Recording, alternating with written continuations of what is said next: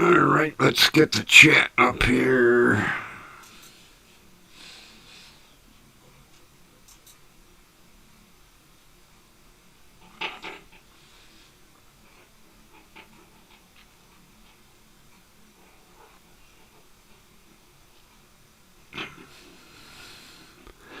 Okay, we got the chat up.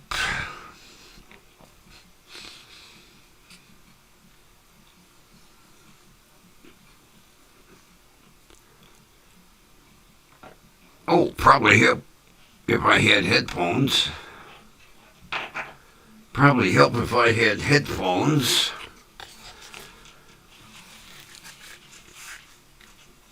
Oh, getting a little fuzzy. I have to shave this tomorrow.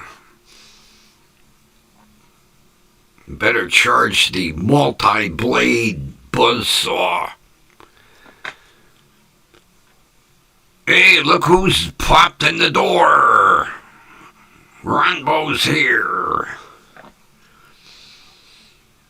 Beat Kathy in.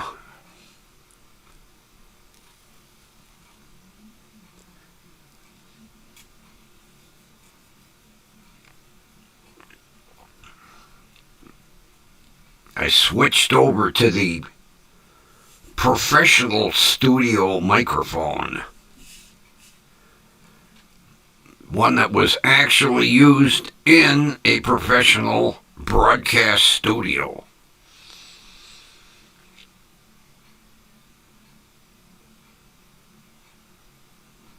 I don't know why they got rid of it. Well, I know why they got rid of it. Because they got new microphones.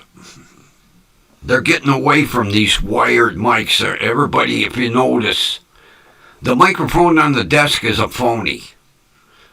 Everybody's got those little tiny lavalier microphones now with a transmitter tucked in their pocket.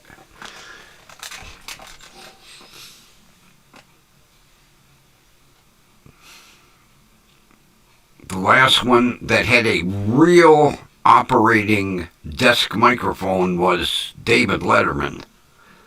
Even the one that Carson had on his desk was a phony.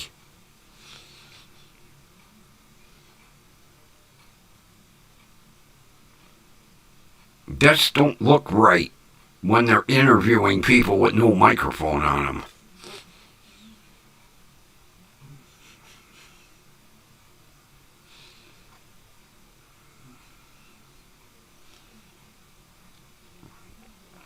And today is Migratory Bird Day. Oh boy.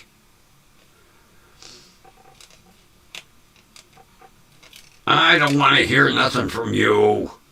There. Take care of you.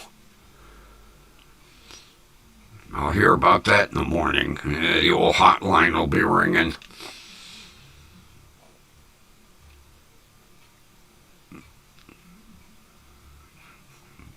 Somebody will be sitting in the CEO's desk in the morning. Wonder where Kathy is. God, she's usually right here. Odd for her not to be here.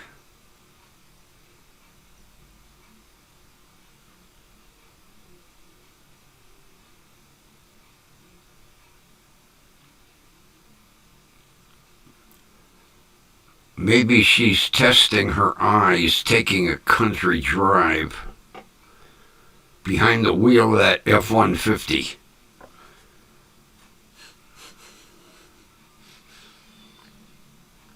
Boy, I'm going to feel it in the morning, Ron. Oh, man. Putting rear brakes on that Passat. Oh, God. I had to go next door to my neighbor and borrow a Milwaukee impact gun because mine would not budge them goddamn... Well, they're not studs, they're bolts. Wouldn't budge him. Even his was having a hard time cracking them all loose. I hate when them goddamn tire shops, they come out with the goddamn impact gun they use on a semi. Hammer them goddamn things down. When I go to the tire shop, I tell them, don't use an impact gun. Torque them down by hand.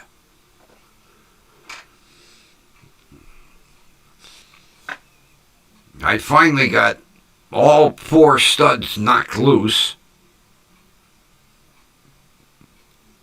Then I had to buy a special brake kit to do the calipers on the back.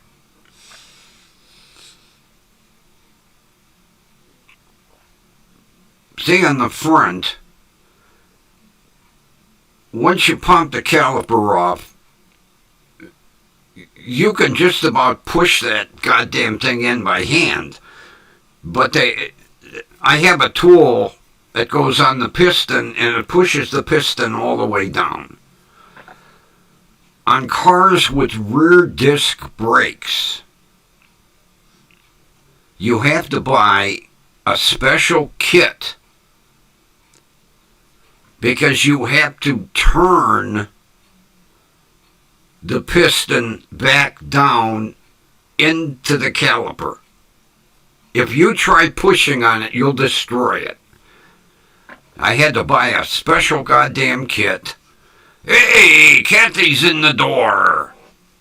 Grab a seat at the table, we'll get started.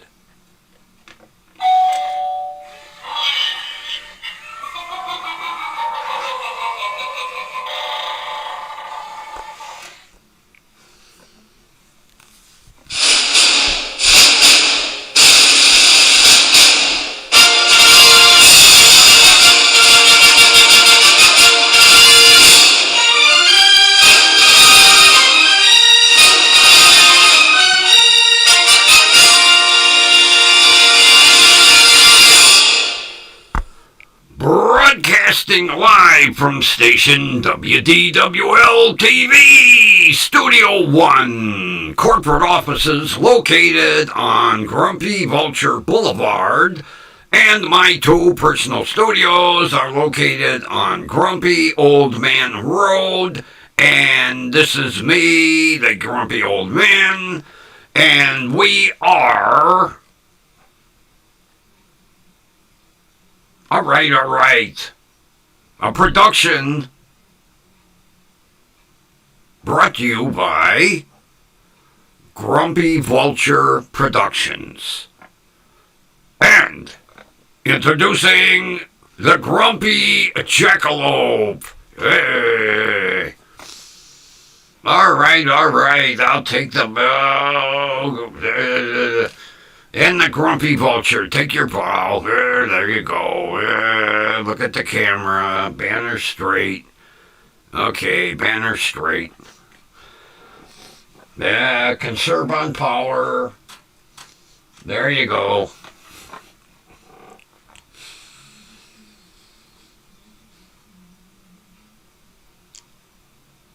I made it just in time. I buttoned up the back end of the Passat, then came in here and switched microphones, did a quick sound chest. Yeah, I did a sound chest. A sound check. The other microphone, I don't know, driving me crazy.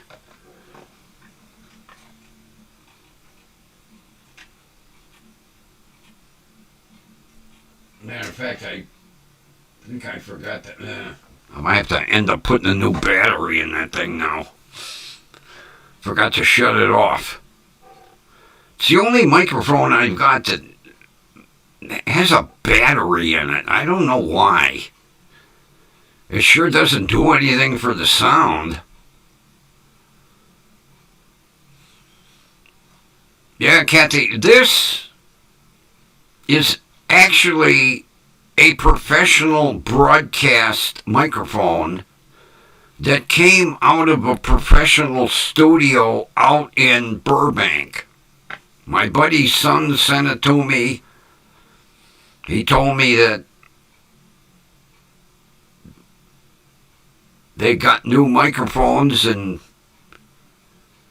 he thought I would appreciate one that actually was used during a TV production.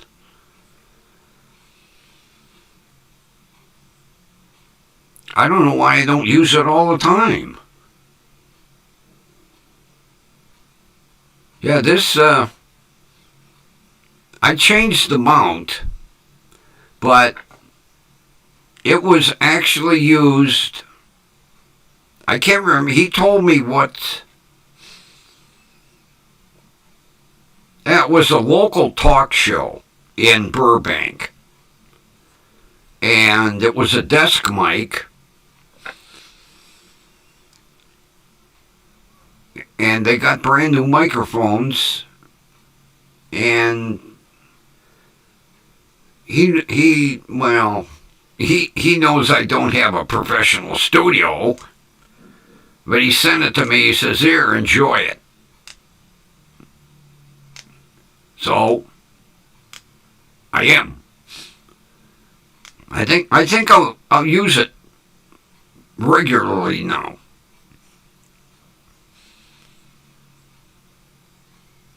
When I first hooked it up, oh my God, I had the volume so goddamn loud. I was like, holy shit, this thing's sensitive. Because that mic, the white mic that I had yesterday, I had it maxed out. I had the gain maxed out. This thing, I'm not even 50%. I'm like 35 or 40. It can go louder.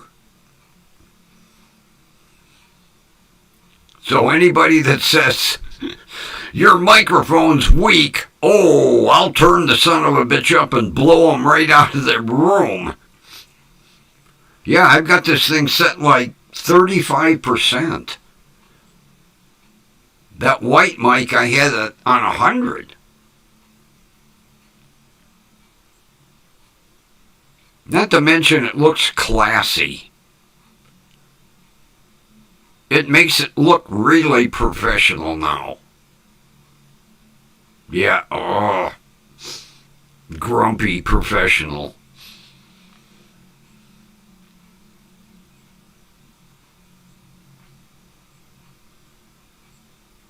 Yeah, I got all my tools out.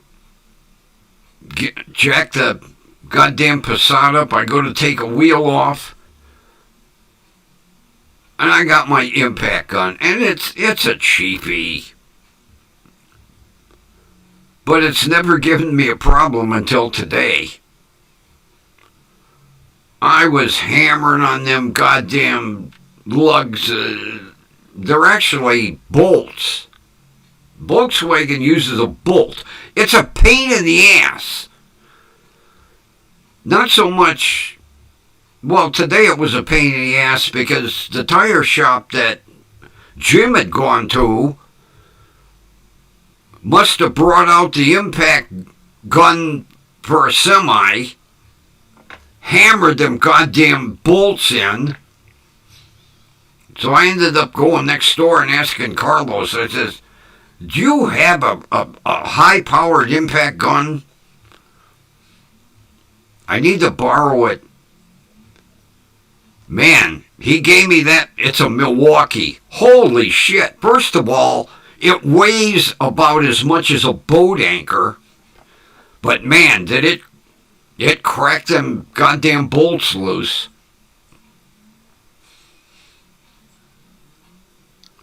And when you go to remount the wheel, it is a pain in the ass. You know, it's nice you have 5 studs sticking out. You put the wheel on and you put the lug nuts on. Oh no, not with Volkswagen. You gotta have a bar underneath and balance the goddamn tire, and then try to get the rim lined up with the hole so you can stick the bolt in. Oh, Jesus. Thank God I won't be doing that anymore after tomorrow. When it comes time for tire rotation, I'll pay the tire shop to do it. Let them fight with their goddamn things. I forgot. Volkswagen used this system on the first Beetle. And almost every one of their cars uses the bolts rather than studs and lug nuts. Now maybe the brand new ones are different, but I mean here we're talking a 2001 and they were still using that stupid system.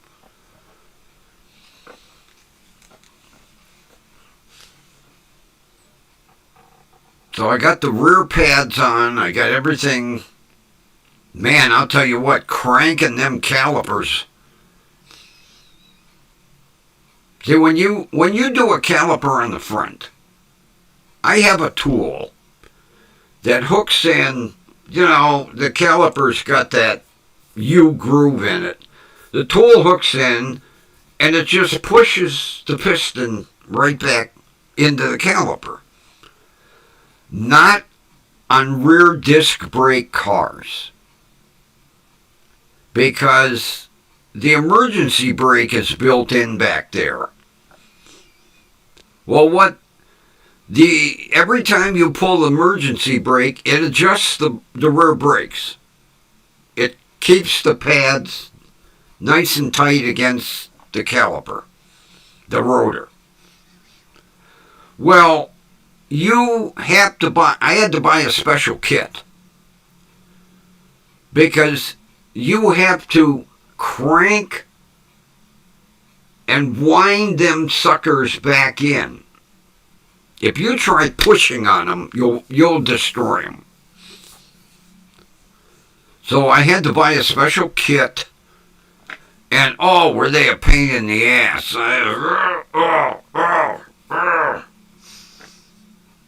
I finally got them, put the pads in.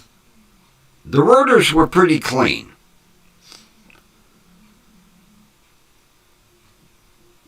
I popped the caliper back on, and the goddamn rotor was walking all over the place.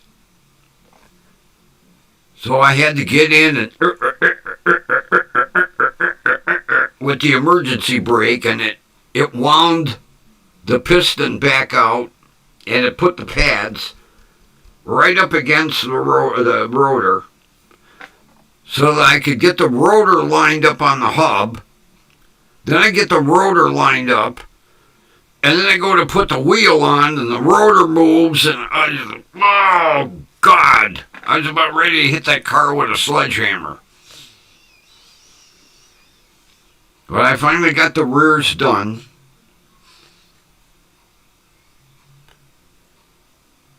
So tomorrow it's supposed to be sunny again, because that way I get my back warmed with the sun, keeps me warm. I'll do the fronts. Now the fronts are a little different. The pads have electronic sensors in them, and you have to plug them in. I go to take the pad out, I was like, what the fuck's this plug? Why do I have a wire coming out of my brake pad? So I got the Chilton's manual. Oh, okay, brake sensors.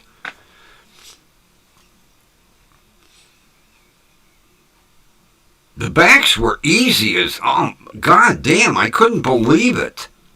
Once I got the wheel off, I took 2 bolts out of the caliper and got the pry bar and it popped right off. Popped the pads out, popped the new ones in, put the caliper back on, 2 bolts, tighten it down, done. Took me longer to get fucking wheels off than it did to do the pads on both sides.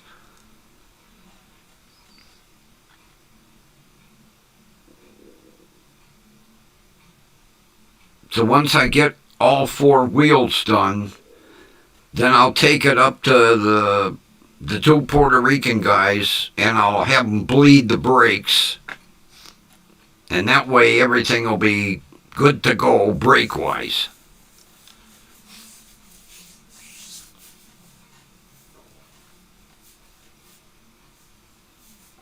I still haven't got my goddamn door assembly.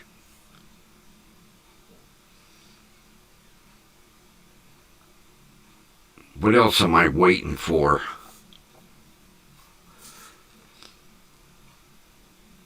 I got the alternator. I got both belts.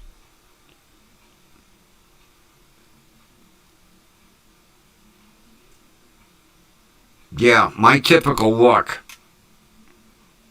The other day the alternator quit.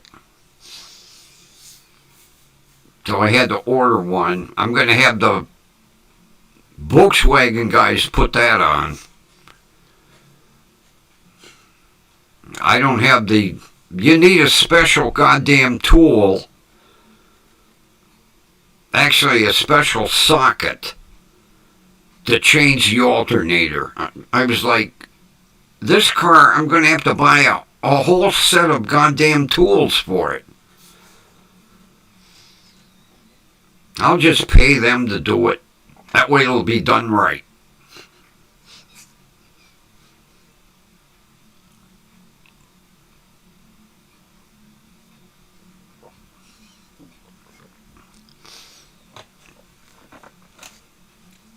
Oh, my Italian sausage sandwiches last night. Oh, heavenly. I cooked enough last night for sandwiches for tonight. And I made enough peppers and onions. What a feast. Oh my God, what a feast.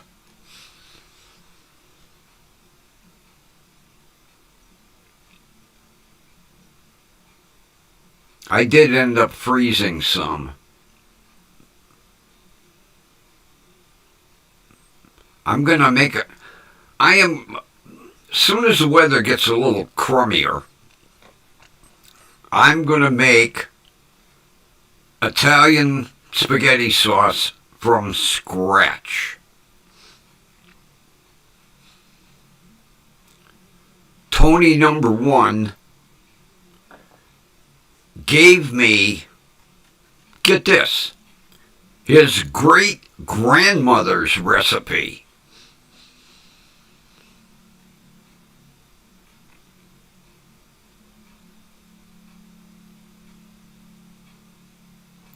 I was like, your great-grandmother? He goes, yeah.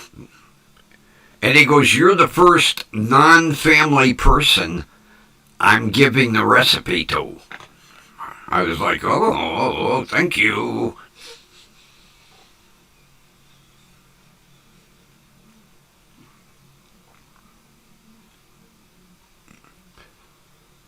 Kathy, I think I had more peppers and onions than I had sausage.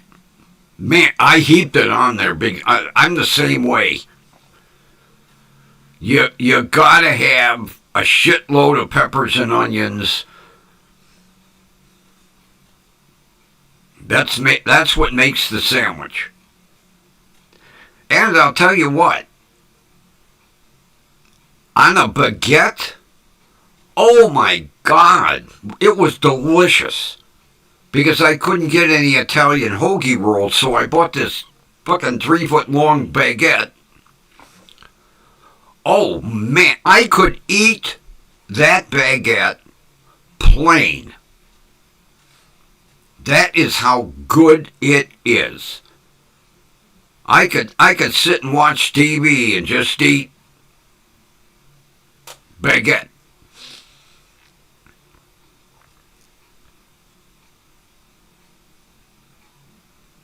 I think I'm going to get one. I got to go up to Mark's tomorrow. I think I'm going to get another one, and I'm going to make garlic bread out of a baguette. I have a big, huge clove of garlic. I'll take the cloves and chop the shit out of them and mix them with butter, Irish butter. I'm hooked on that stuff. Oh, God, am I hooked on Irish butter. I get it at Aldi's. They are the cheapest.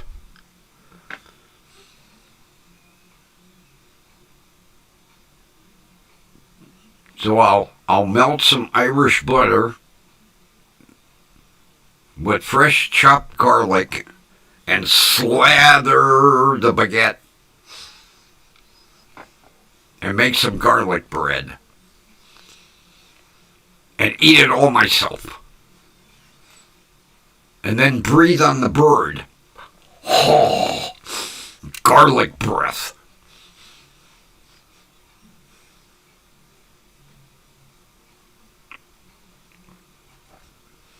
Yeah, Kathy, he made a point of saying, this recipe has never left the family. But he says, I consider you family.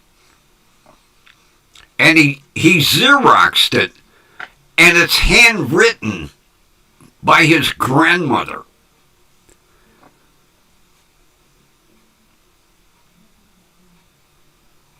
I would have thought over the years somebody in the family would have typed it out, you know. Nope, he just keeps Xeroxing grandma's sauce recipe. And it's a teacup of this and a fistful of that. And I'm like, oh, jeez. He told me if I get stuck to call him. Yeah, a teacup of this, a pinch of that, a fistful of this, 2 pinches of this. I'm like, maybe my pinch is not as big a pinch as yours. He said when his grandmother would make it, she'd just throw shit in, let it simmer all day. She would make it on Saturday. Because she said the first day it never tastes right. So she would make a big pot of sauce, put it in the fridge, and then Sunday morning heat it up.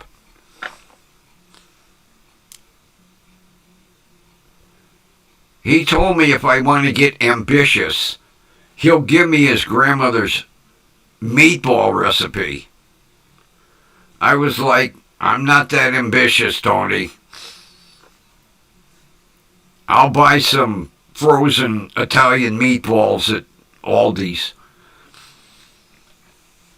Or Save-A-Lot or whoever has the best looking meatballs. God, I should maybe take a run over to Gordon Foods. I haven't been there in ages. Although I don't need a 5-pound bag of meatballs. That's the only problem with GFS, Gordon Food Service. It's all for, cafeterias and commercial. And you can't go in there and buy a pound of something. bacon, 5-pound package. Although I could go through a 5-pound package of bacon.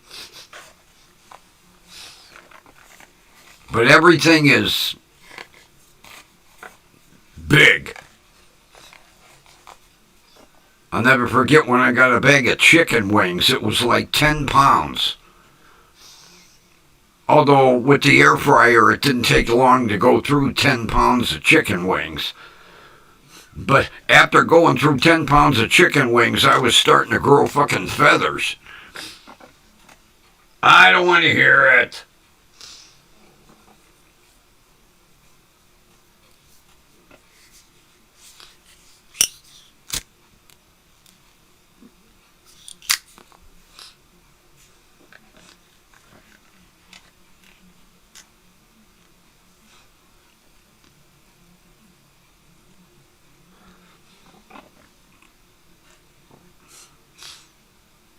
He told me the next time he makes meatballs, he'll make me a dozen.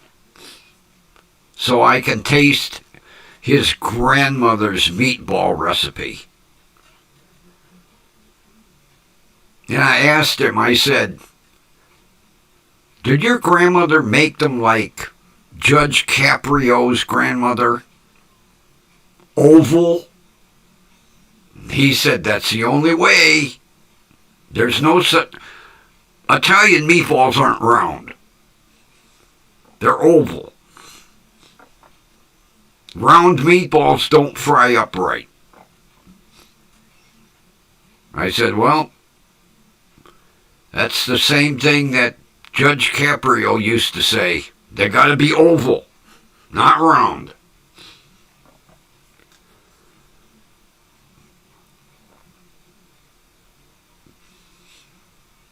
He'll go to the bakery and get a loaf of Italian bread and then soak it in milk and then wring it out. Put the bread in the ground meat.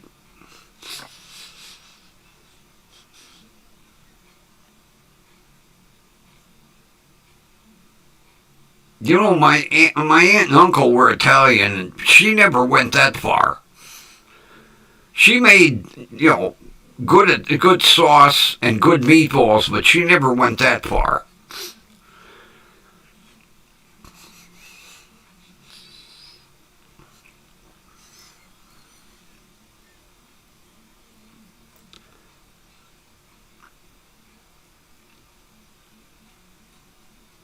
I used to love it when she'd call me. Would you like to come over for Sunday dinner? Yes! And there would be a spread. Oh, God, there'd be 10, 12 people around that table.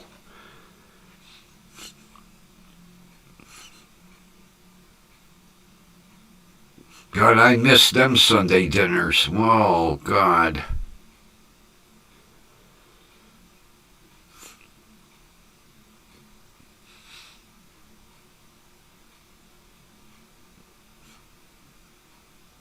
My one uncle used to make his own Chianti.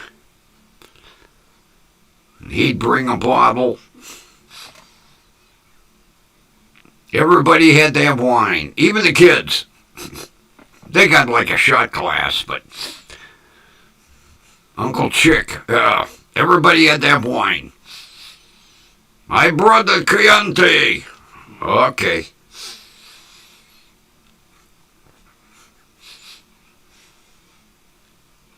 He grew up in Italy when they made wine the real way. Crushing grapes with your feet.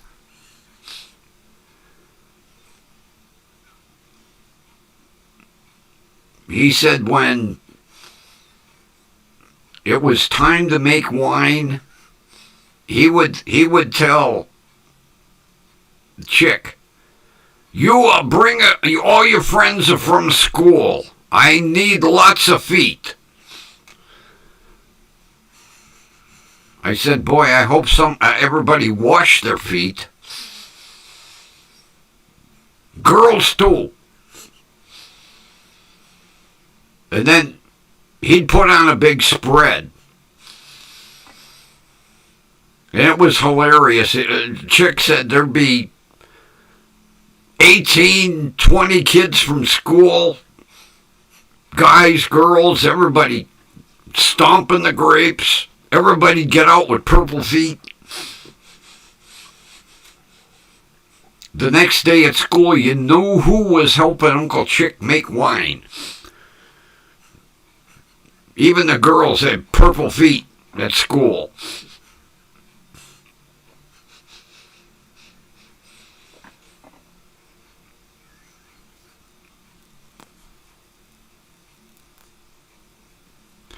You tell kids that today, and they're like, oh, God. The alcohol, if somebody didn't wash their feet, the alcohol takes care of it after a while.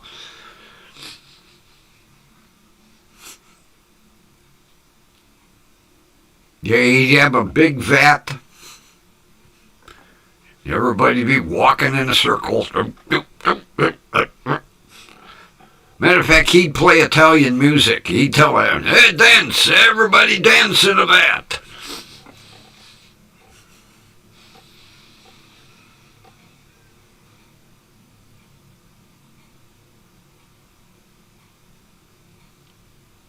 Yeah, the old country.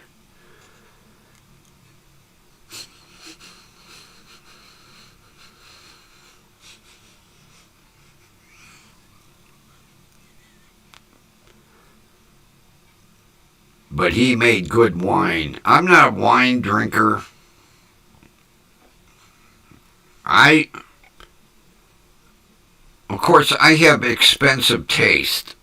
I like ice wine.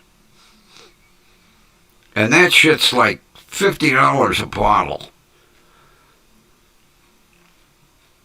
I go up to the wine shop and I look over in the discount area. Every now and then they'll have a couple of bottles in the discount rack.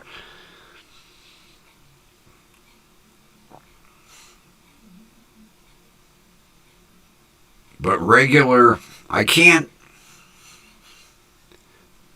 Some people, like my middle sister, they make their own wine. My brother-in-law's like, oh, I got to have my own vineyard, you know. And they go to wine tastings and all that shit. And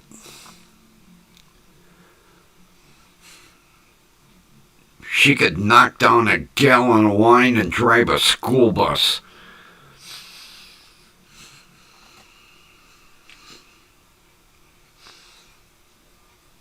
I think she has wine with her oatmeal in the morning. There we go.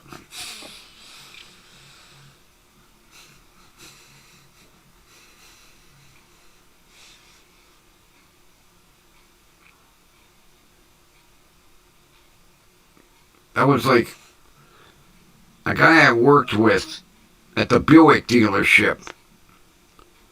His doctor told him to have a glass of Merlot every night. Merlot, Chianti, Sauvignon Blanc.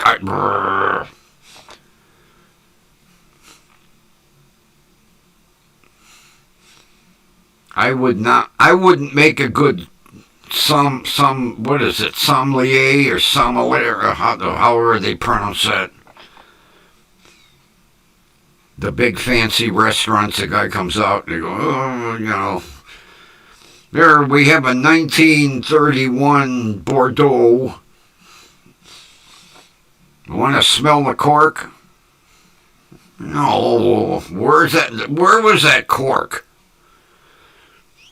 You sure it was in the bottle? Be my luck, a cork could be up somebody's ass. You want to smell the cork? I don't think so.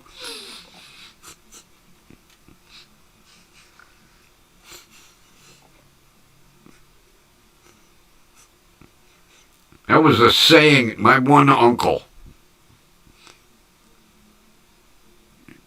You'd be irritating him. He'd be, hey, put a cork in your ass. I to this day, I don't know what sticking a cork in your ass would do, but the kids would be irritating me. Hey, put a cork in your ass. Whoa. Takes care of your hemorrhoids.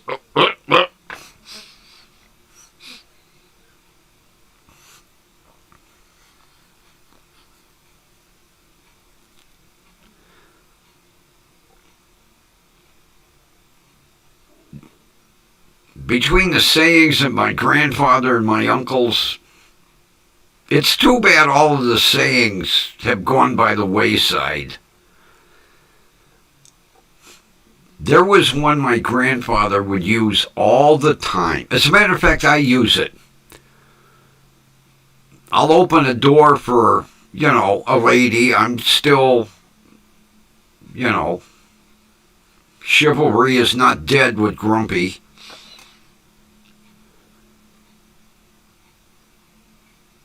And after you. No, the rose before the thorn. And they look at you like, what? What? My grandfather would always say that. The rose before the thorn.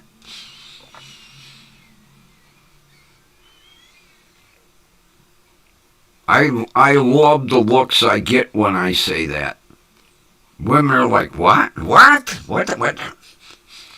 You're the rose, I'm the thorn. Roses have thorns. They're like, oh, thank you.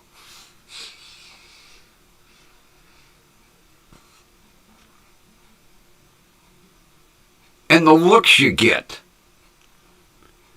especially from the younger generation, I'll hold the door for a lady as long as she isn't, 400 pounds and looks like Godzilla.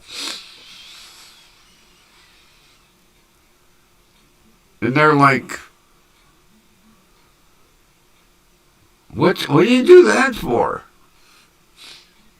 It's called being polite.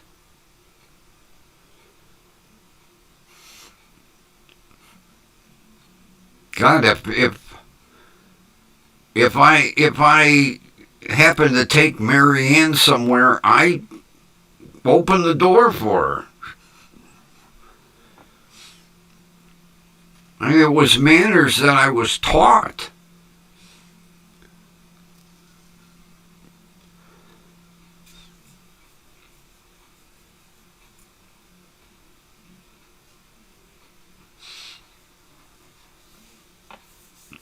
There was one girl in high school. She was dating an asshole. It always figures. The gorgeous, blonde, blue-eyed, perfect figure dating some asshole, And she would stand by the car door. He'd jump in, start the car. She'd be standing there. He's like, aren't you going to get in? Did you forget something? And he'd be like, no, the car's running. I got my seatbelt on. No, I didn't forget anything. And she'd be standing there. Then finally the bell would ring. Oh, she wants me to open the door for her. And then, like, if they go to a restaurant or a movie, she wouldn't get out of the car until they opened the door. He'd be like 5 cars away going, hey, we're going to be late for the show. Oh, shit, I forgot to open the door.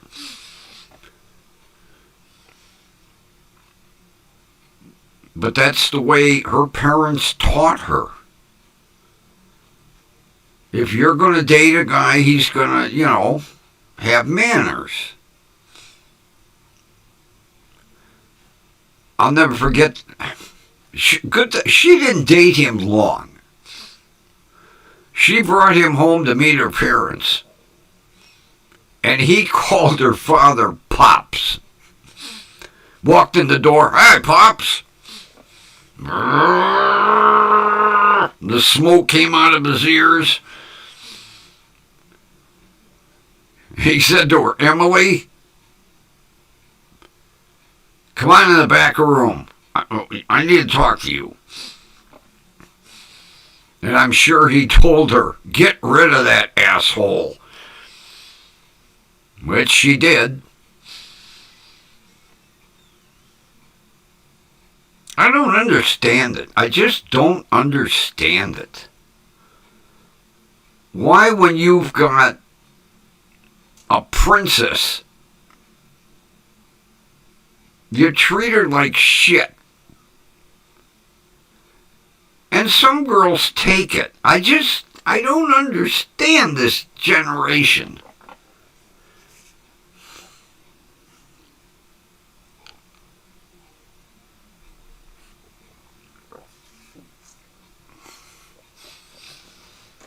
Girls have to open their own doors.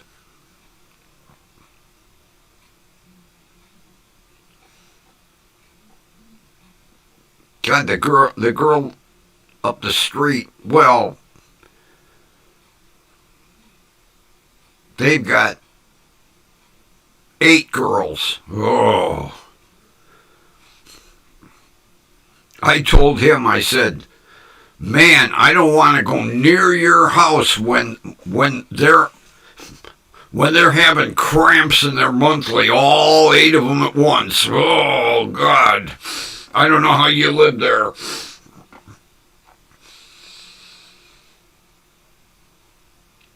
And the one was saying that when they go out on a date, she has to pay for her own meal.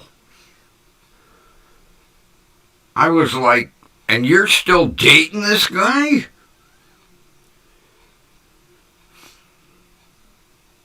Jeez. Have things gone that haywire today that there's no chivalry whatsoever? You don't open a door for a girl, you make her pay for her own movie ticket, make her own dinner. Shit, she could go out on her own. Why go with him?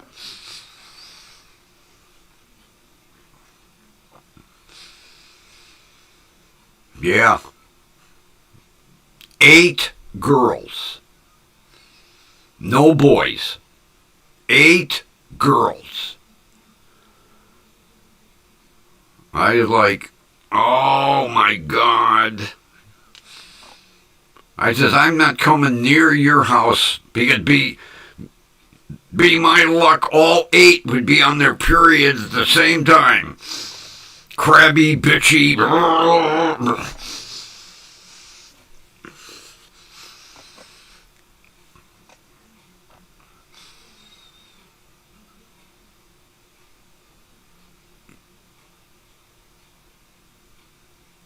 I says to him, I says, why 8 kids? He said, well, I was hoping for a boy. I said, after about the 3rd time, I would have given up, buddy. He was like, oh, maybe number 4 will be a boy. Brr. Maybe number 5 will be a boy. Brr. Maybe number 6 will be a boy. Brr. Maybe number 7 will be a boy. Brr. Finally, after number 8, he was like, that's it. I give up. I said, well, did you ever talk to your doctor? He said, about what? Have your doctor explain. The male determines the sex. The male with the chromosomes determine the sex. If his body is loaded with female chromosomes, you're going to have girls.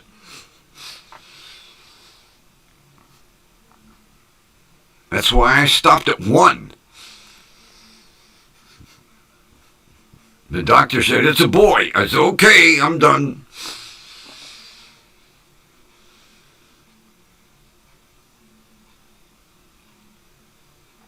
Yeah, he wasn't going to try for 8 or 9. It probably would have happened because I've heard stories like that. You got 7 girls and the last one was a boy, you know. But after 8 girls, he was like, that's it, I'm done. Although, I said I would have felt sorry for the boy with all the hand-me-downs. Mom, do I really have to wear this pinafore? Yes! All your sisters have worn it. We pass the clothes down here. What do you think? We got money to burn? It's not my color. Wear it anyway.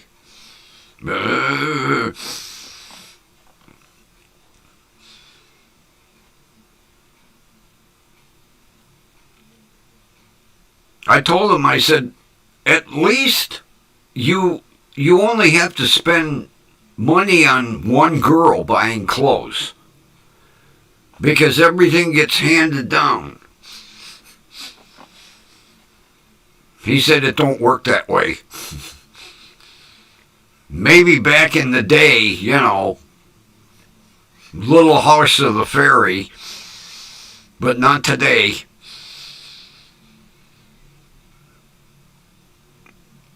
Eight girls. Oh.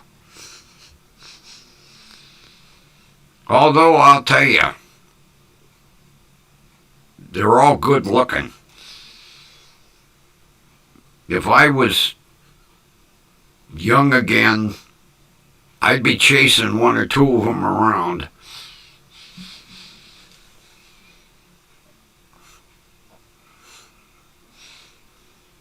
And they're all like,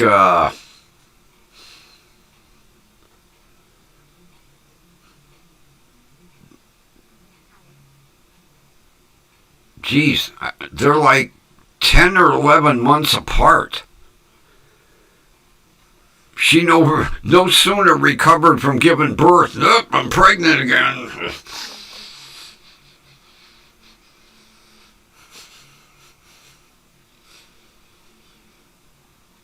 Finally, after number 8, she said to the doctor, hey, can you kind of tie a knot and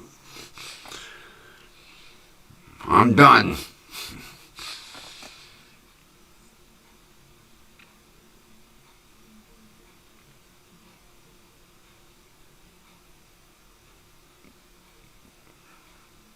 God, can you imagine that? Having,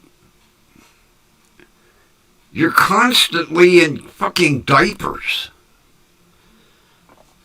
You got kids a year apart. Bing, bing, bing, bing, bing, bing, bing, bing. Oh, man, you got one going through the terrible 2s and one going through the terrible 3s.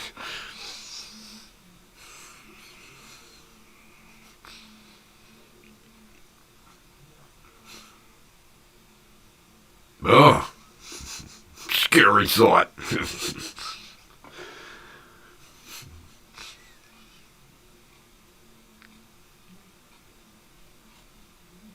Thank God he has a good job. Oh.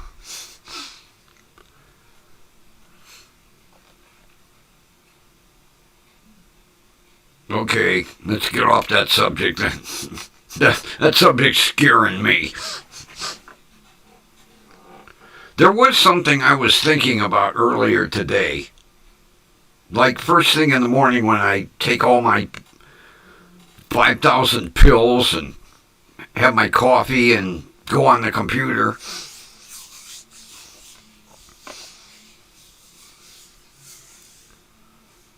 Like, these people that live off of YouTube, like, perfect example, Kfar. He recently bought a house somewhere. He moved out of Michigan, bought a house. He's got 5 or 6 kids. And he don't work. Now, he does like 3 or 4 YouTube videos a day, and he does that weekend thing with KTZ, boobs and body cams. How much does fucking YouTube pay that you can pay a mortgage and utilities and clothes and food and off of YouTube?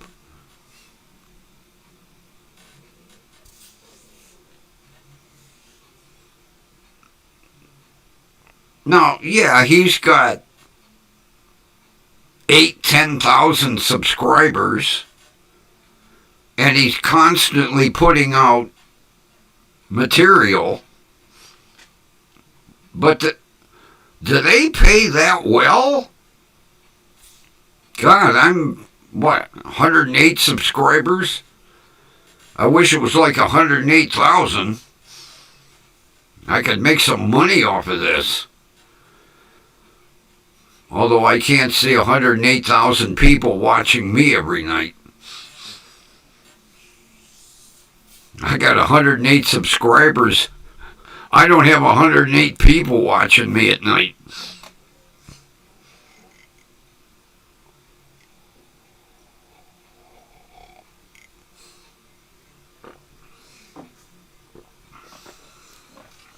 God, even my wrench don't show up anymore.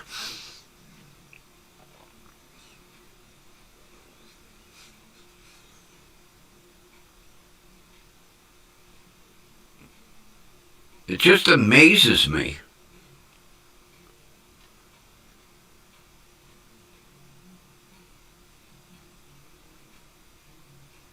How these people live off of YouTube.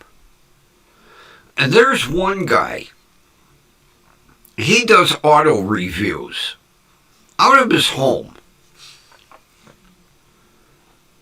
He don't have a fancy studio or anything.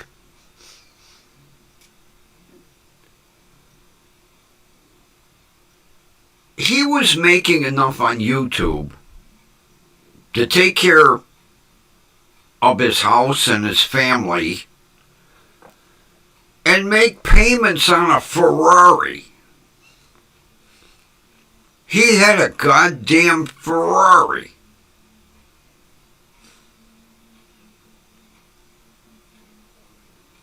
I was like, Jesus Christ, the Ferrari is like $3,000 a month. And he's making enough to take care of his household and his family, and I was like, Jesus. No wonder there's so many assholes cranking out shit on YouTube. Anybody will sit and watch. You'll get that paycheck every month.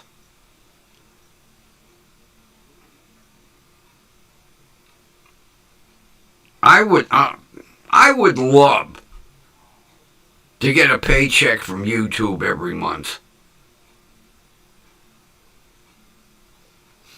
I wouldn't have to scrimp on Social Security, although you can only make so much on Social Security.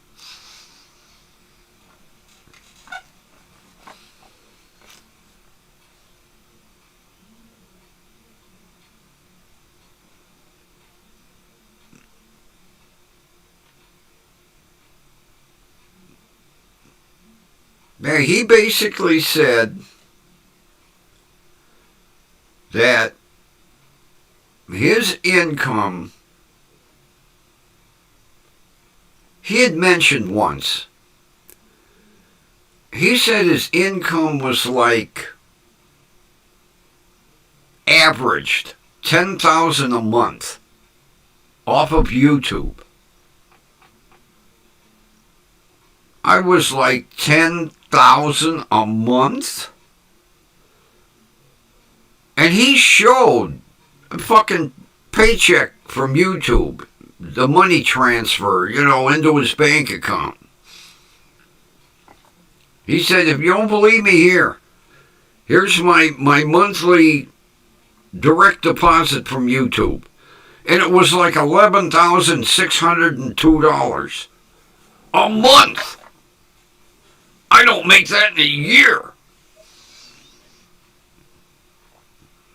Okay, I make a little more than that.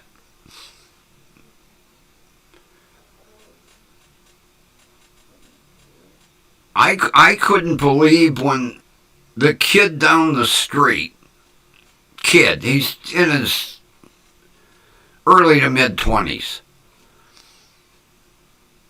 told me he cleared like $2,600 a week. I said, a week? I don't get that a month. A week. $2,600 a week.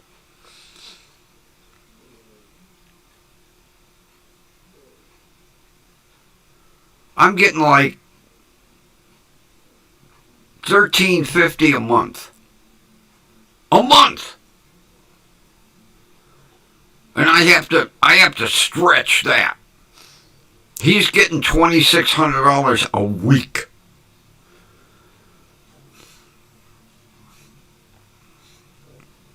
I am so out of touch with wages today. Holy shit.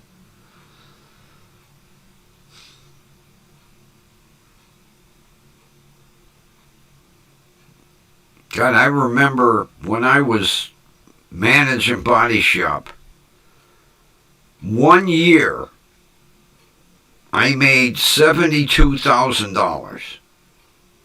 And I was like, holy shit. But then I didn't make anything near that the next 4 or 5 years. I just got lucky. Well, Cleveland had nasty weather and we had a lot of hail damaged cars. I had to rent a lot down the street. I had so many goddamn hail damaged cars. Although my body guys loved it, everybody was making big money.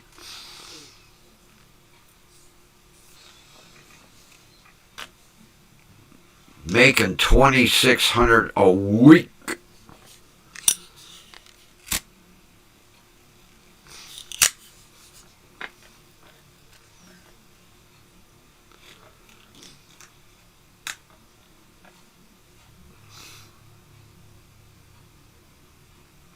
Let's round it up to $3,000 a week.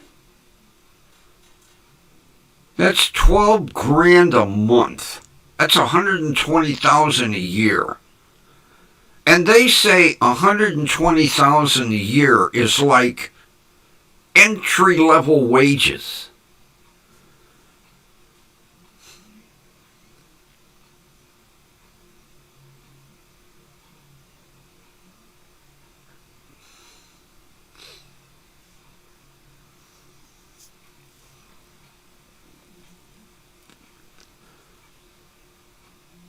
I was reading an article the other day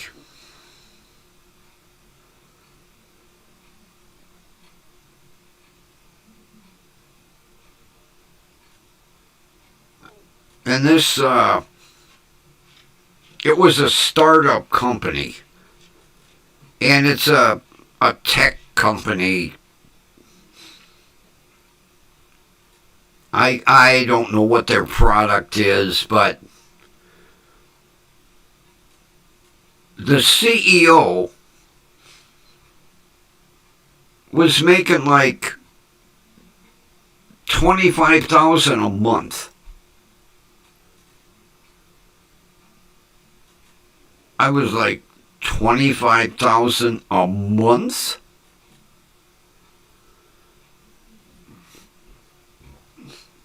Jesus, that's scary.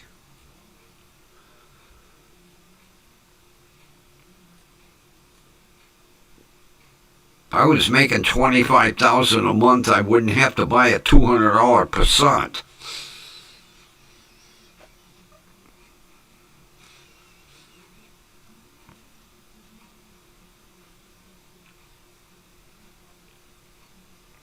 Although, come January, that car is going to be in tip-top shape. It won't need nothing, because I'm working all the bugs out of it now. Of course, you buy a car for $200, you put 6 in it, No, I haven't spent that much on it. eBay has been very good to me on parts.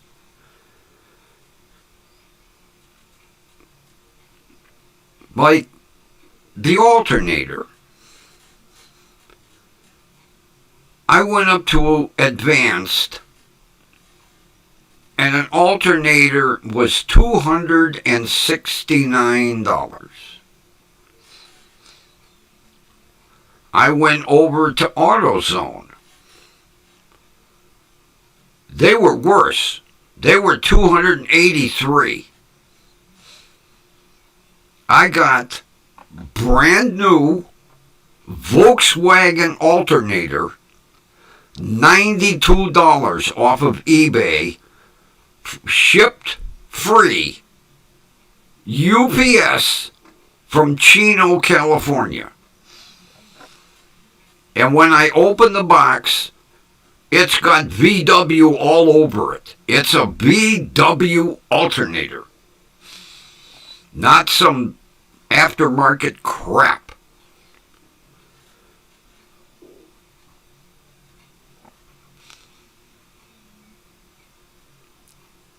What I do, when I need a part, I check AutoZone and Advanced, and sometime Riley's, and then I go on eBay. And like this, it said, brand new VW authentic alternator. So, it says contact seller. I'm like, is this a real brand new VW alternator? And he emailed me, he messaged me back. That's what the ad says. I said, well, I wanted to make sure it was authentic, not some Chinese crap.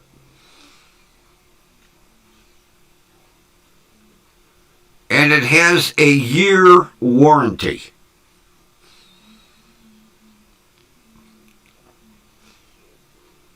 So I bought it.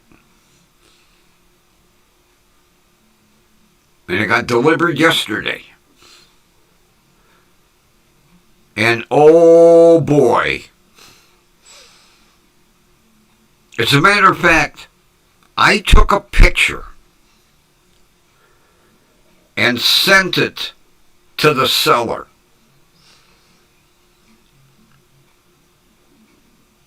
He shipped it Amazon Logistics.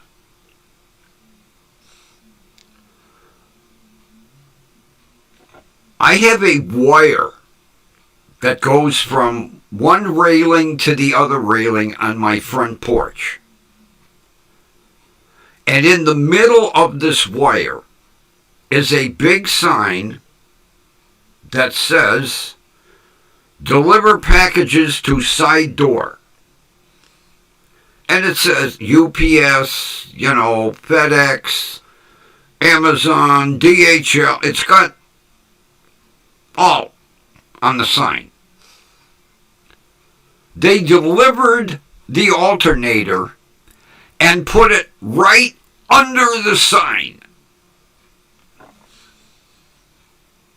So I took a picture and I sent it to the seller. And I said, I appreciate the brand new alternator, but it's obvious the delivery driver can't read.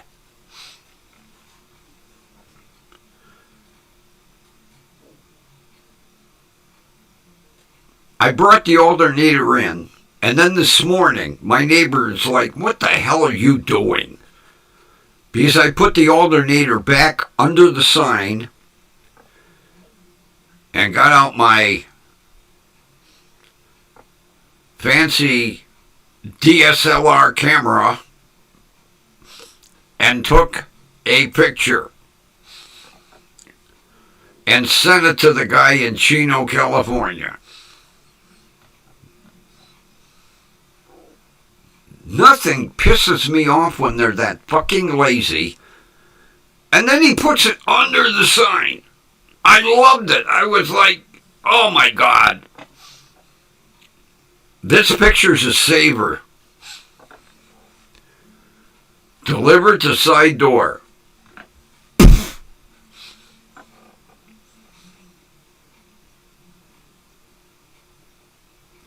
And I have solar-powered lights along my driveway. And they're motion-activated. Now, he delivered it in the dark. Now, I have a light on my front porch that lights up the sign. All he had to do was walk around the corner and bing, bing, bing. 3 lights would have come on and lit up the pathway to my side door. Now, drops it on the front porch under the sign.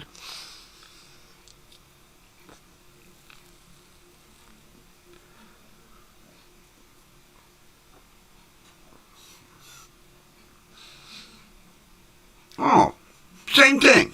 Okay. I needed windshield wiper blades. And that goddamn things are 21 inches. Jesus.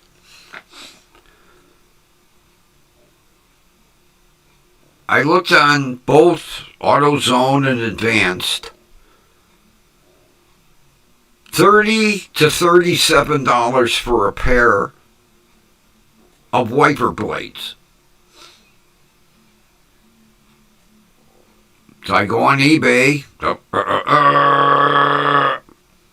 A pair of 21-inch wiper blades, $9. Now, if I only get 1 year out of them, I don't care. For $9, they came today. They're on the Passat already. Anco. Same wiper blades that they had at the auto parts store.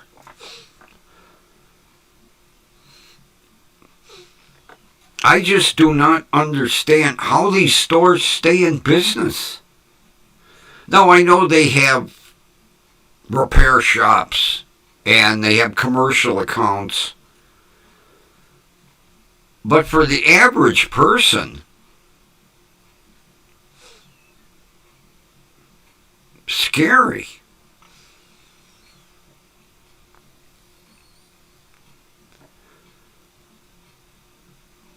Okay.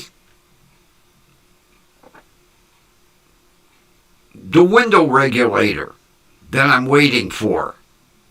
It's basically a whole door panel. A big aluminum door panel with all the gizmos to make the window go up and down. The only thing I have to do is transfer over the wiring and put the motor. Take the motor out of the old one, put the motor in the new one. I called Volkswagen. $322. I said, I only paid $200 for the car. Well, take it or leave it. I said, I'll leave it. eBay.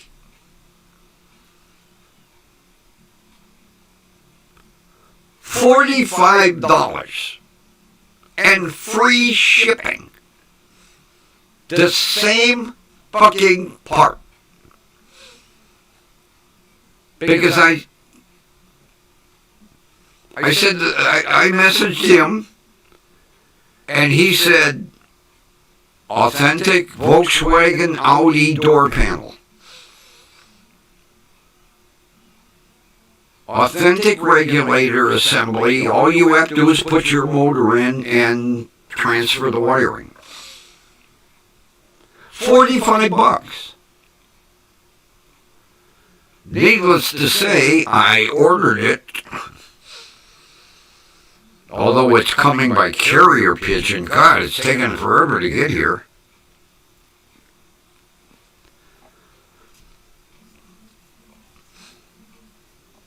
Same thing, I needed both outside power heated mirrors. They were both broken. I go on eBay. A boneyard out of, it's outside of Pittsburgh, Pennsylvania.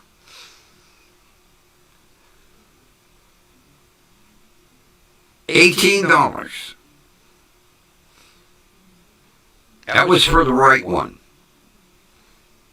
In the exact same color green as the Passat. He didn't have a left.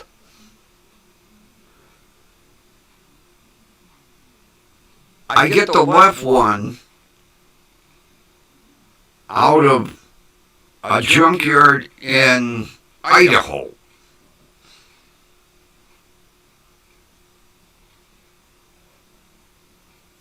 $17. I get both mirrors, and there's not a scratch on them. Unfortunately, the left one is light metallic blue.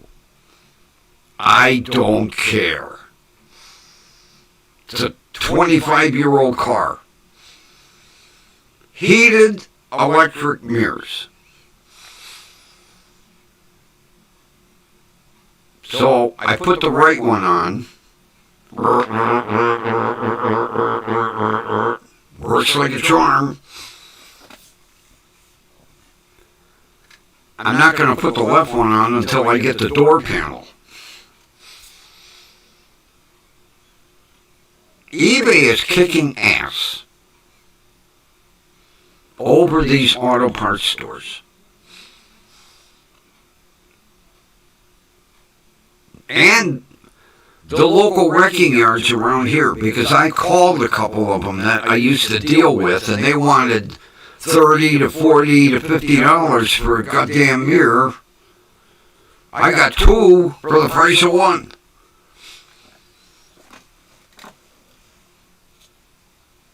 Another thing, I needed a left parking lamp turn park, you know, it's right at the corner of the fender. I call Volkswagen. $60. I go on eBay. Brand new. $14.50. Shipped free out of Dallas, Texas. It came yesterday. It's on the car. Brand new. Okay, key fob assembly. I call Volkswagen. Buy a key fob from Volkswagen at $75.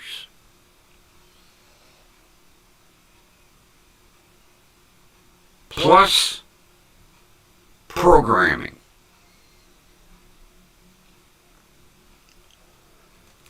I got the same identical key fob.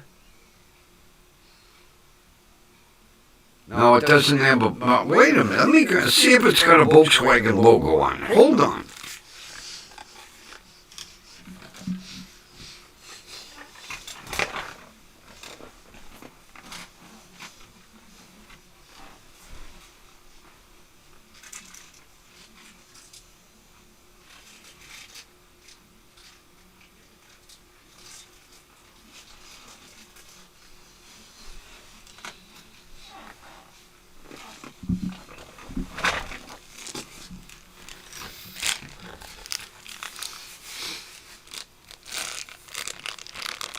Oh, I hate these bags.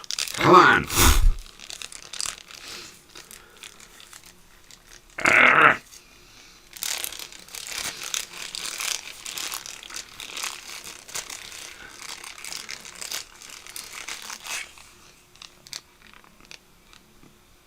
Okay, no Volkswagen logo.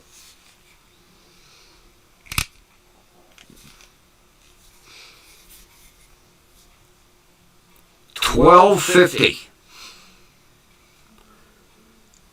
for the identical same, except it don't have the VW logo in it.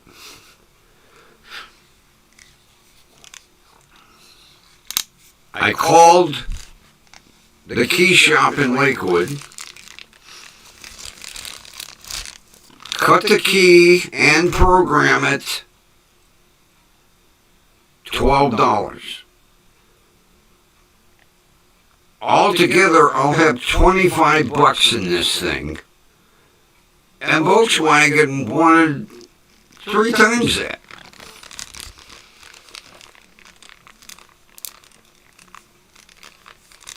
I got this off a key fob website. They carry key fobs for every vehicle. And most of them are in the range of $12 to $18. Now, some are more expensive, but $12.50, ship free.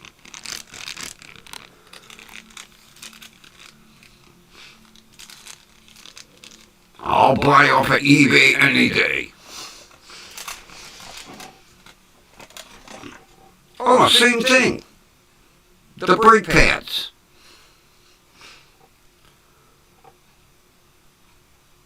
At the auto parts store, front pads were $45. Back pads were $37.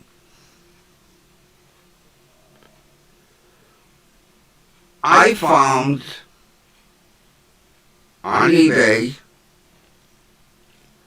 a guy that sells both front and rear.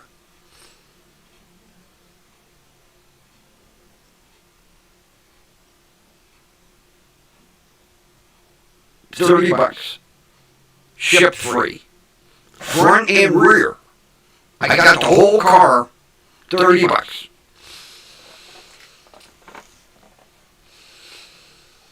Now, they're not authentic Volkswagen, but they fit. They're ceramic. That's all I need. Matter of fact, made in Germany. Probably the same outfit that makes them for Volkswagen. I got them Rancho Cucamonga, California.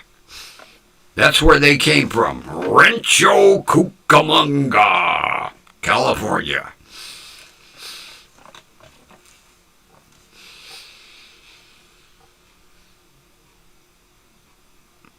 trying to think what else I bought.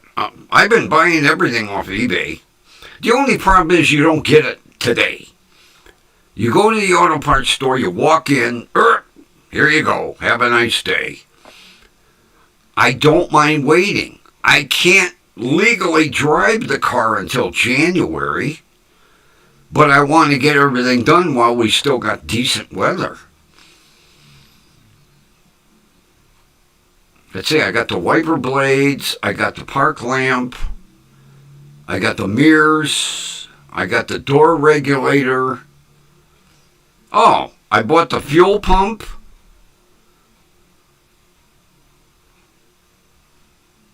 Fuel pump was under $50. They wanted $189 up at the auto parts store. I got this. I took the one out of the tank. They were identical. Works like a charm. I hit the key, I hear it. I hear it buzz. It starts up.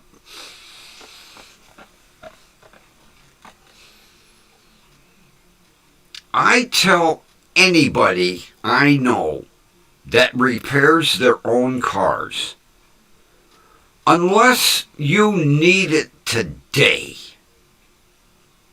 go on eBay. Everybody's like, oh, eBay, ripoff. Not so.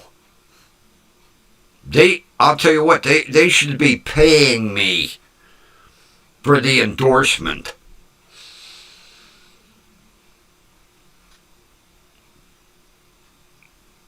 Yep. If I can wait for it, I'm buying it off of eBay. Like I say, now I've been driving the car around, but legally, I can't until January. So, I don't need the part today.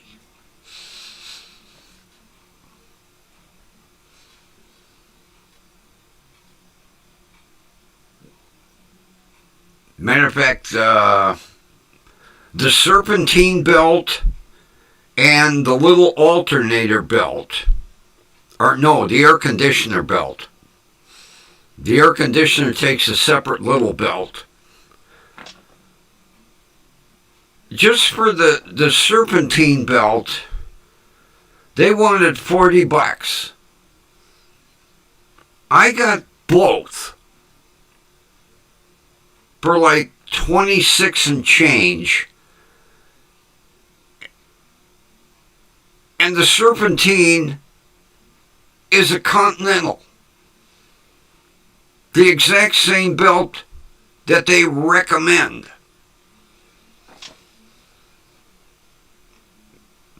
Got here today.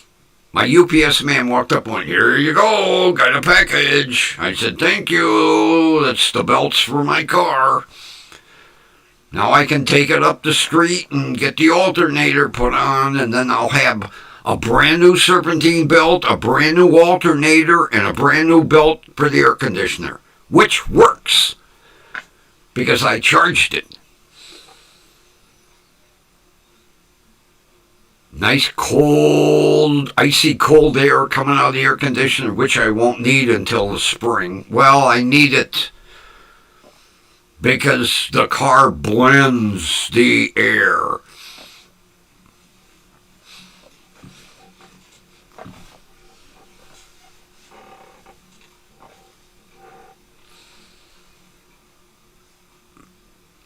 Right, Kathy, that's what we're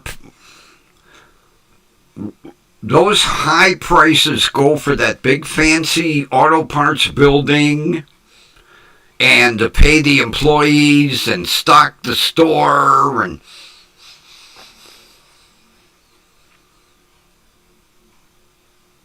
the last place you want to buy something from a dealer. Holy shit.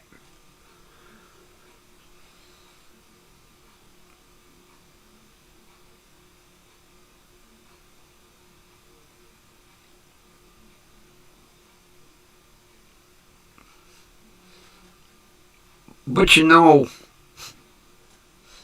now, Continental,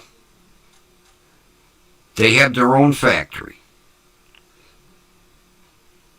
They make tires. They make all kinds of belts. But like your aftermarket, there's probably one or two manufacturing companies that are making belts for everybody. I don't know if they're still in the Cleveland area. Back in the day was a company called Filter Dynamics. They were over on the east side somewhere. Filter Dynamics. They made oil filters for cars. And I had to go there for some reason. I don't remember why. And while I was waiting to talk to somebody, there was a big glass window, and you could see out in the factory. And there's oil filters going by, SDP, Fram, AutoZone, Advanced Auto Parts. They made filters for everybody.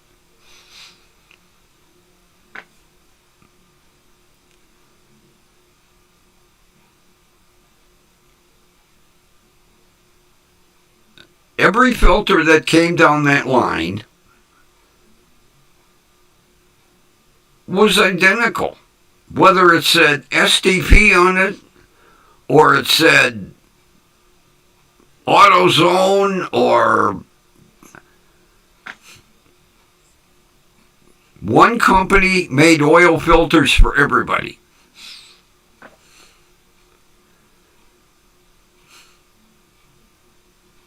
Because my buddy gives me hell when I go into Advanced Auto Parts and I get the deal. You know, you get 5 quarts of oil and a free filter. And they're generic. I said, it's the same filter whether you get an SDP or you get a generic. It's the same filter. Oh, no. I saw it with my own eyes. Because there were like 6 or 7 rows of filters going by. And the top row was SDP, and then Fram, and then whatever generic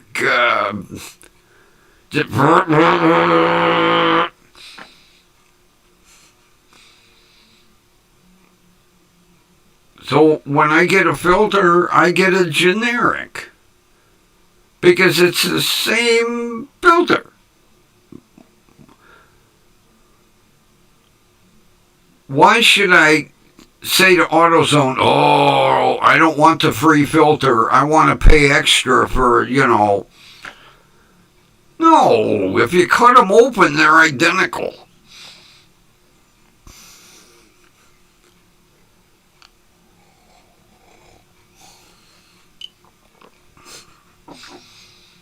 Now, oil is a little different.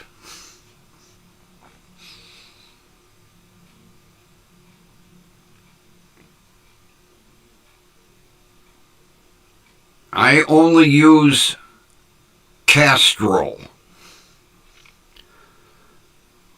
My grandfather used it. I started using it when I started driving, and that's the only oil I use. I swear by Castrol.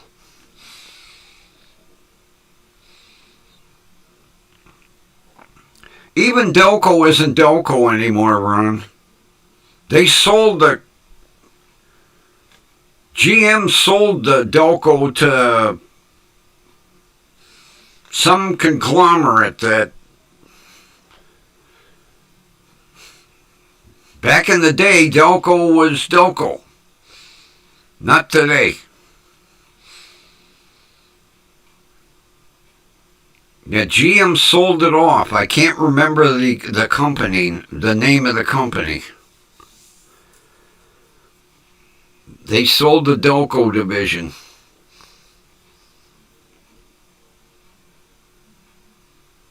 I don't even know if Ford still has their parts. Yeah, Ford still has their own, and so does Mopar. But Delco is gone. GM no longer.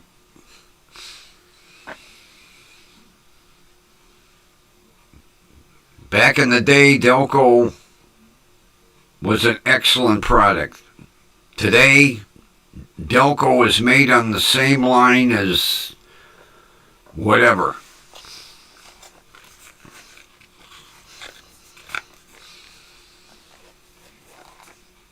I just saw an article the other day too about that. I can't remember the name of the company. They sold the Delco division mainly because the union was killing them. So they sold it to somebody else to put up with the union.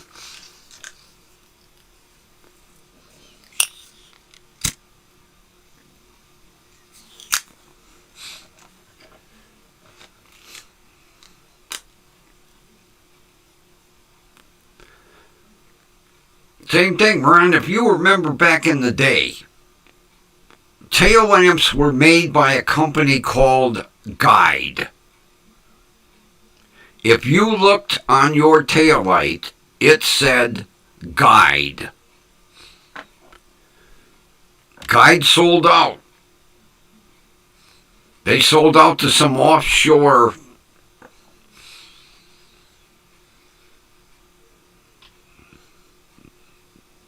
Delphi. But it's not connected with GM anymore. Yeah, I couldn't think of it. Delphi.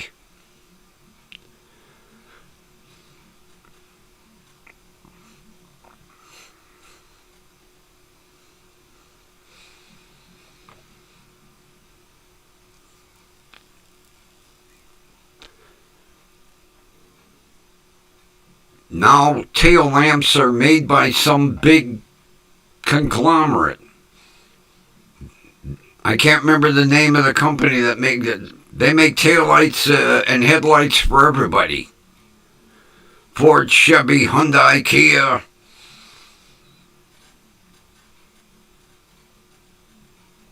Same thing. You know, back in the day,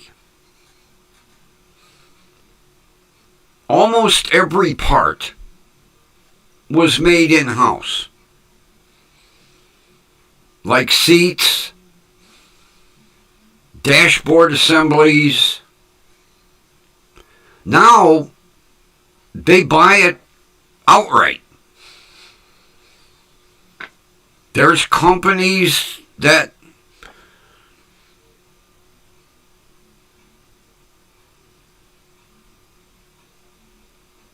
Ford will call and say, we need 10,000 seats for Ford Explorers. They make them up, whatever color, ship them in. Dashboards assemble. They come in as one big unit now.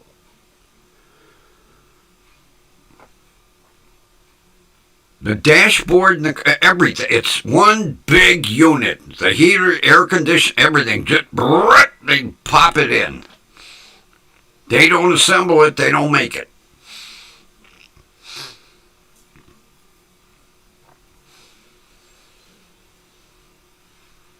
You want a true handmade car? Buy a Bentley or a Rolls. Those are the two that are still made by hand. Everything else comes in from a third-party supplier.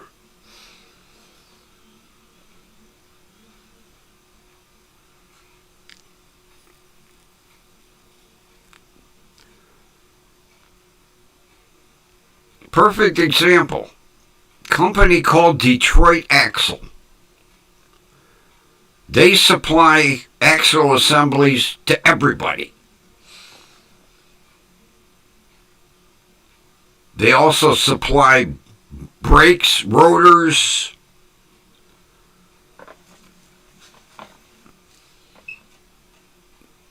Auto manufacturers don't make anything hardly in-house anymore. They order from Delphi and Detroit Axle and all over.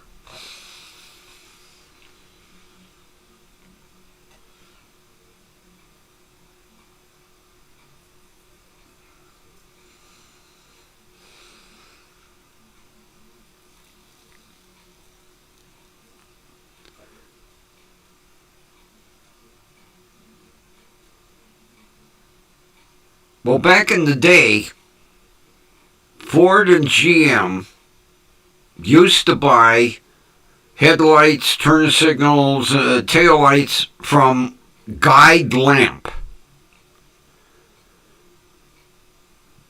If you take a look at a car from like the 50s or 60s, on the taillight it says Guide.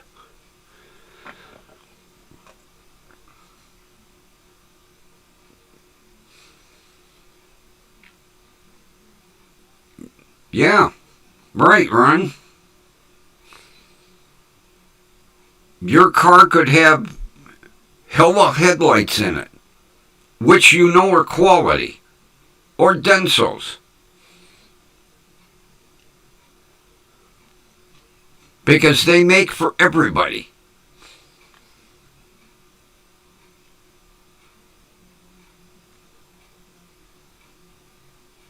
It's sad how many people got put out of jobs.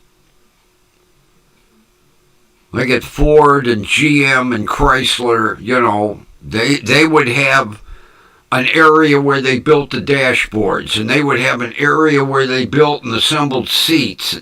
Not anymore. Purchasing calls and says, all right, we need 50,000 seats, and we need 40,000 dash assemblies, and it comes in.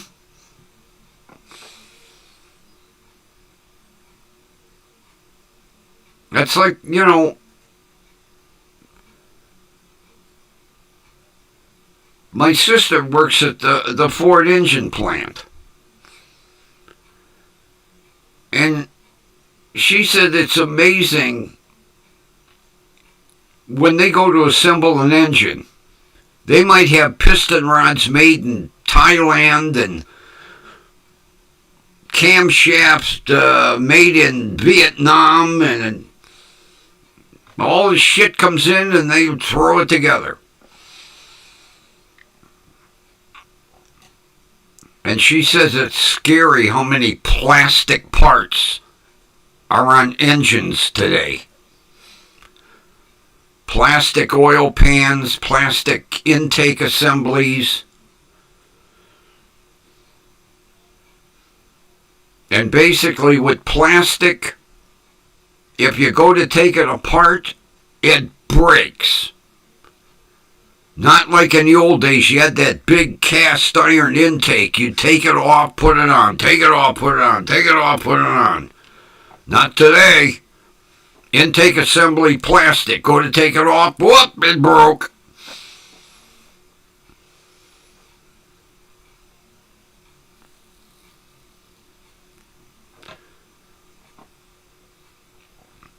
Yeah, because Guide couldn't compete anymore. They were being undercut by offshore outfits that were making shit over in China and Japan. And Christ, Guide Lamp made shit for 1920s and 30s and 40s. It's sad when a company has to tell their employees, we're done, we're closing up, we can't be profitable anymore.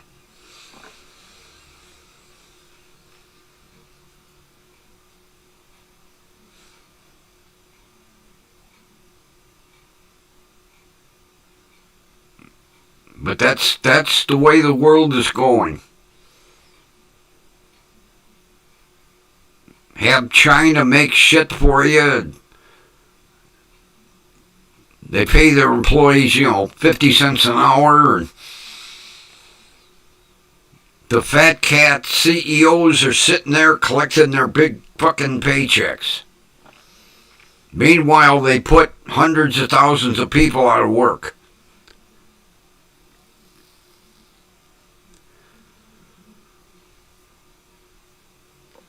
That's like a lot of goddamn batteries aren't even made here in America anymore.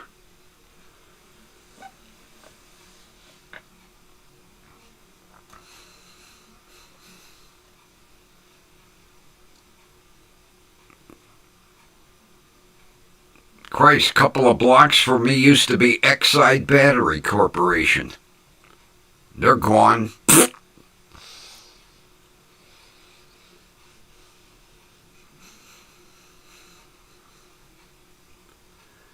The only true batteries are like Interstate. They make their own right here in America. There's only a couple. Most of them are made overseas. Like everything else. Christ, for the fun of it, I was looking at tires. Thailand, Morocco, Finland. It was amazing where all the different tires were made. Very rarely do you see one U.S.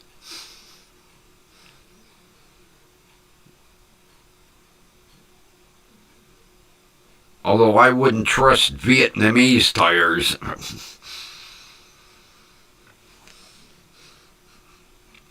Yeah, they're made up all over, wherever they can get them the cheapest.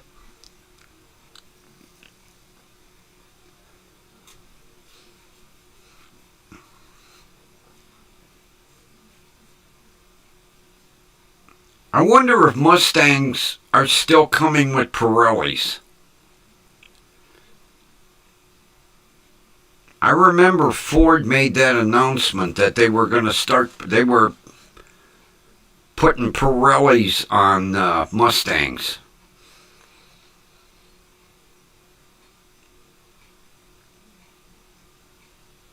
I'll have to look at a new Mustang and see if it's got Pirelli tires.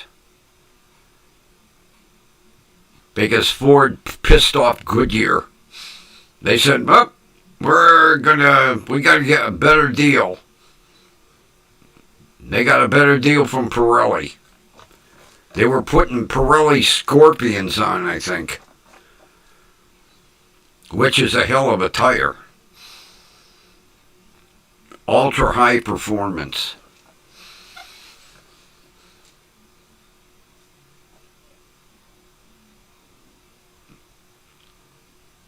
Christ, I was looking. Not that I need tires for the Passat because it's got Michelins all the way around it. I was looking at some of the tires. Speed rated 149 miles an hour. Speed rated 152 miles an hour. It's like, where are you going to drive them kind of speeds unless you're running from the cops?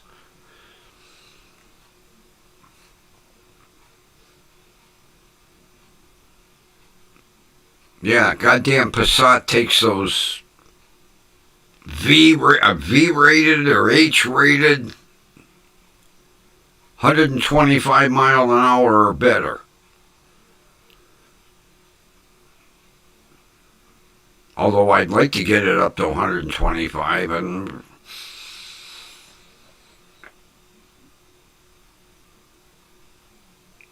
I haven't gone over 30. The turbo's just winding up at 30 miles an hour.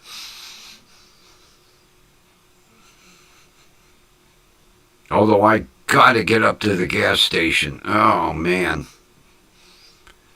That engine's starting to run rough with that crappy-ass gasoline in it. I don't need to screw up my injectors now. But I gotta get an alternator on it. Next week, I'll take it up to the Puerto Rican kid.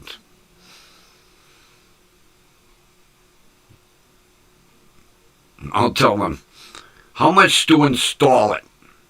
Well, I gotta call a parts store. No, you don't. The alternator and the belt's right here. Just put it on for me.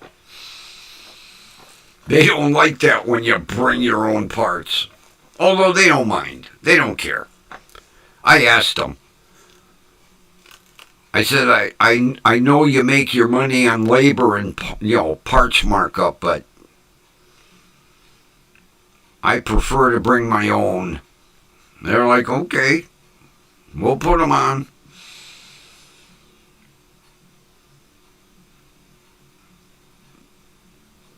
Dad's a little hard to understand. Matter of fact, when I got in the car, he was speaking Spanish, and I was like, no comprende. And his English wasn't much better. Thank God his son speaks perfect English.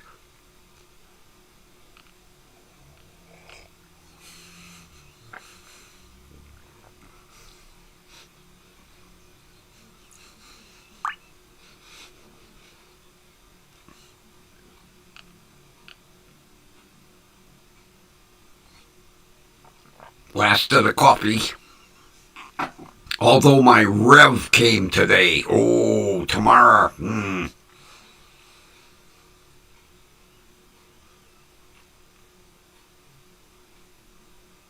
It's got 1.5 times more caffeine than regular. That's why they call it Rev, because boy, it rev you up first thing in the morning.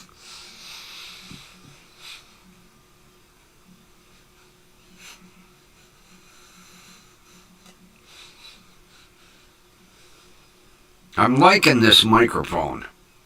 It sounds good here. I think I'll keep using it, considering it's a professional microphone. And it's working perfect because it's an XLR, and I've got it plugged into that USB converter transformer. It seems to be working perfect. That little transformer's killer. I'll tell you what. There ain't nothing to it.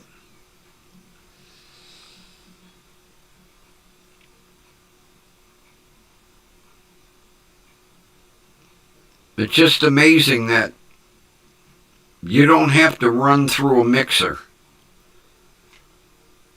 It converts everything to USB. You plug it into the USB port on the computer, and perfect conversion for a microphone.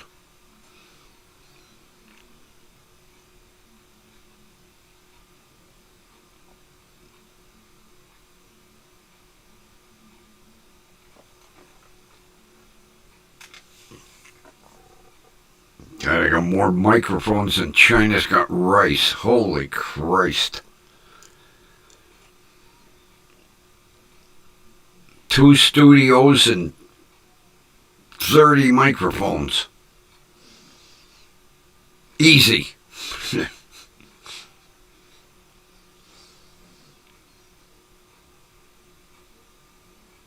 I was going to go out and do news stories. You ought to see some of the boom microphones that I've got. They mount on a big pole. I need a sound man with me. Hold that microphone over somebody when they talk.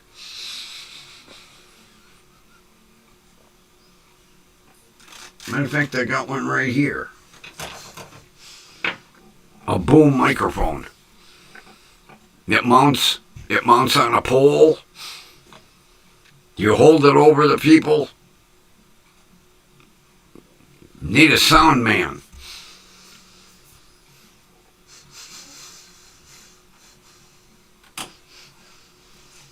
Whoops. Whoops.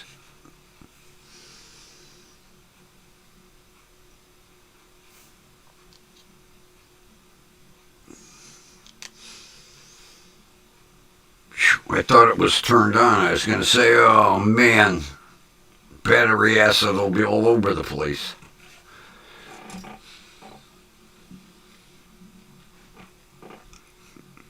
Yeah, it's classy. Plus it's got this fancy spit screen. Goes over it, clips with a magnet.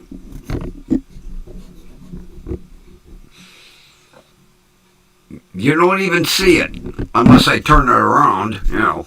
There.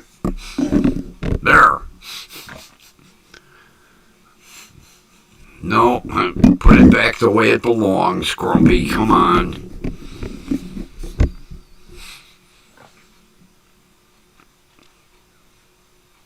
Adds a little class to the production. The Grumpy Vulture production.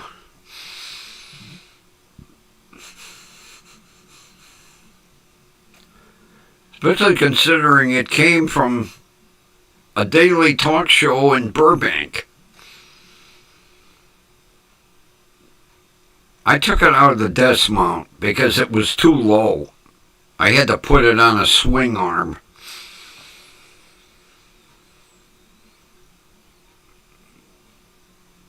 My buddy's son, oh man, he sent me a shitload of stuff.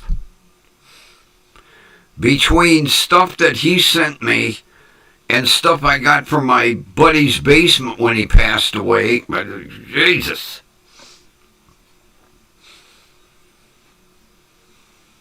That's why I say I got more microphones than studios.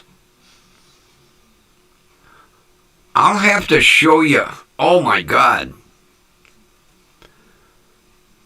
I have a pair of microphones that he sent me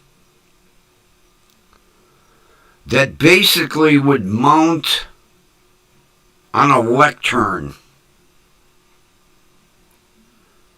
Like when you see the little spindly microphones, they have one on either side and then they come together in the middle. I got two of them.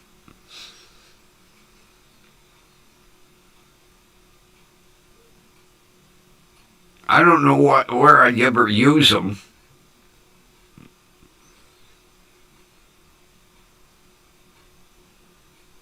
They come in, they're big cases. They look like big suitcases. I open them up and here's these long, spindly microphones. I was going to mount them here and use them, but I don't know where they're so long.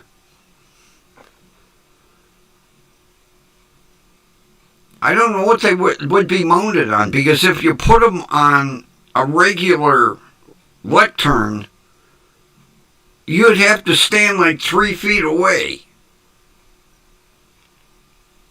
One of these days I gotta email them and ask them where they use them for. But they look, like I say, a little spindly, and then these little tiny microphones on the top.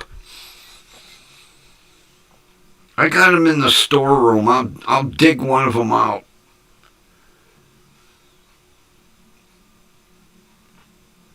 Yeah, he told me, he said, I don't want them. He would just email me and say, you got a package coming. The one day the UPS guy comes up with a big monster, like The hell have you got there? He's such and such production company, Burbank. I said, oh, okay, I know what they are. Yeah, he sent me the Blue Yeti microphones. He sent me this. I got another professional one around here somewhere. Then the rest of the other ones I got from my buddy's basement. Mr. Buy a microphone just to look at it. Never used them. I did. I've used just about every one now. Tested each one out. He'd buy them. Oh, look at these. Aren't these cool? Put on a shelf. Like this stupid. What is this? Sterling. It's a Sterling audio. Look at the size of this thing. This mic is $125. This little Dipsy Doodle XLR.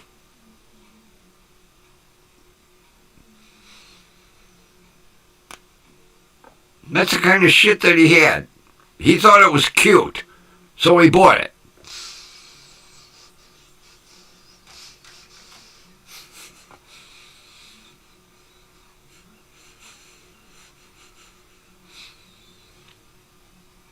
I used it once.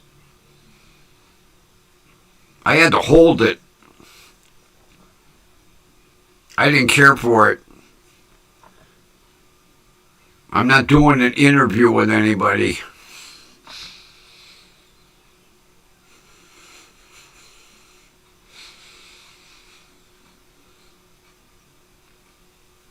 Straighten your banner. Jeez. Damn bird. Well, I think it's about that time, people. I have some Italian sausage waiting for me. With yellow, green, and red peppers and Vidalia onion. All sauteed in Irish butter. On a baguette.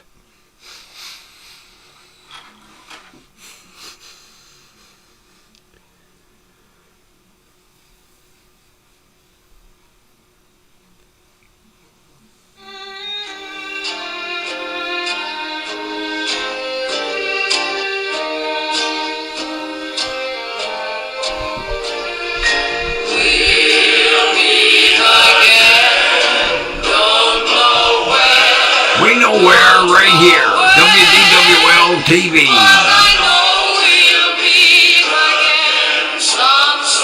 Alright.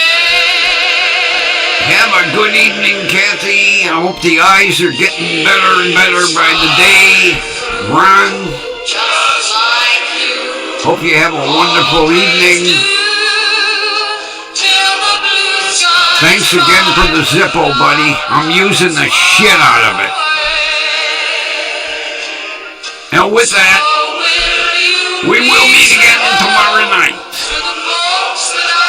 Have a wonderful rest of your evening. See ya!